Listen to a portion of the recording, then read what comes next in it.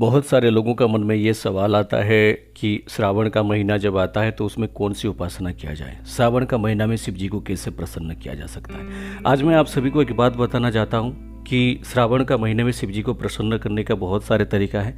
ऐसे ये पवित्र माना जाता है कि आप श्रावण का महीना में अगर शिव जी के अभिषेक करें या फिर उनकी पूजा पाठ करें, उनकी आराधना करें, तो इस विषय में हम थोड़ा चर्चा करेंगे। आप सभी लोग जानते हैं श्रावण का महीना जब आप लोगों के जीवन में जो भी परेशानी होता है तो उस महीने में बहुत सारे उपाय करने के बाद आपके जीवन में परिवर्तन हो जाता है। हमेशा एक ही बात का ध्यान रखें कि शिव जी का अगर उपासना करते हैं तो भक्ति के साथ करें तो सबसे ज़्यादा फल मिलता है। आपको बिना मांगे ही बहुत कुछ मिल जाते हैं। इसलिए श्रावण का महीना में आप अगर शिव जी का उपासना करना चाहते हैं इस प्रकार से करें। आप फल देख के आश्चर्यचकित हो जाएंगे, हैरान रह जाएंगे आपका जितना आपके जीवन में परिवर्तन होगा।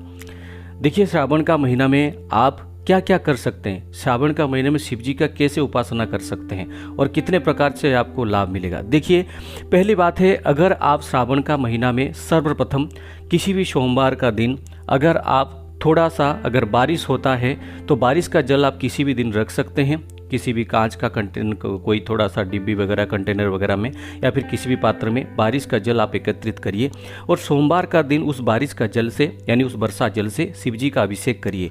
इसमें आपकी मानसिक शांति होती है, चंद्रमा शांत रहते हैं, मन भी शांत रहता है। आपके अंदर जो ईर्ष्या भावना होता है या आपके अंदर जो अहंकार भावना होता है उसकी समूल नाश होता है। अहंकार और ईर्ष्या दोनों नाश होने के बाद आदमी के अंदर एक परम ज्ञान का उदय होता है, जिसको वो उस ज्ञान के वजह से वो आगे बढ़ पाता है। जब तक आपके अंदर अहंकार और ईर्ष्या रहेगा, आपकी आंखों में पट्टी रहेगा, आप कुछ नहीं कर सकते। आपके जीवन में उन्नति जो है कहीं ना कहीं आपको दिखाई नहीं देगा, लेकिन उन्नति रुक जाती है। तो मानसिक शांति, अहंकार नाश और जो अपने अंदर की ईर्ष्या भाव होता है उसको नाश करने के लिए वर्षा का जल का अभिषेक जरूर करिए। दूसरी बात है, अगर आप शिव जी को प्रसन्न करना चाहते हैं तो सावन का महीना में हर दिन उनको कम से कम एक बिल्वपत्र, एक बिल्वदल अर्पित करिए। ठीक है, ये आपको जरूर करना है। हर दिन सावन का महीना में आपको बिल्वदल अर्पित करना है। तीसरी बात है, आप क्या कर सकते हैं, आप ओम नमः शिवाय मंत्र का यथाशक्ति जाप करें। रुद्राक्ष माला से ओम नमः शिवाय मंत्र का जाप करिए, बहुत ही आपको अच्छा फल मिलेगा। और क्या करेंगे, आप सावन का महीने में आप रुद्राष्टकम का पाठ करेंगे तो आपका अगर जाने अनजाने में आपने कोई गलती किया है, उस गलती से भी अगर आपका गलती का जो मतलब क्षमनीय है यानी आपकी माफ़ी मिल सकता है, आपको क्षमा मिल सकता है, तो भोलेनाथ वो उसको धीरे धीरे करके उसका समन कर देंगे और आपको जो भी है, आप जिस भी प्रकार से दोष से हो वो दोष से आप मुक्त हो जाओगे।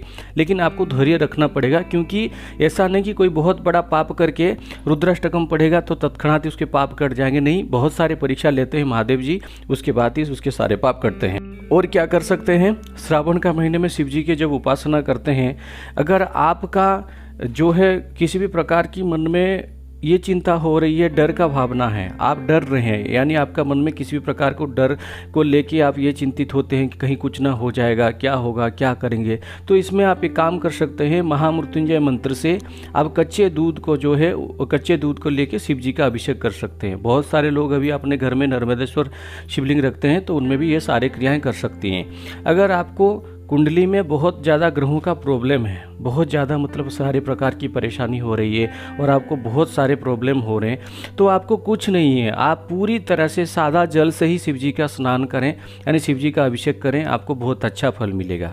और शिव जी को प्रसन्न करने के लिए सबसे बड़ी बात होता है, आप पंचामृत से उनका स्नान करें और पंचामृत का भोग भी लगाएं, यानी पंचामृत का अभिषेक करिए, उसके बाद पंचामृत का भोग भी लगाएं, यानी उनको नैवेद्य अर्पित करें। उससे भी शिव जी को आप प्रसन्न कर सकते हैं। पूरी तरह से श्रावण का महीना में है।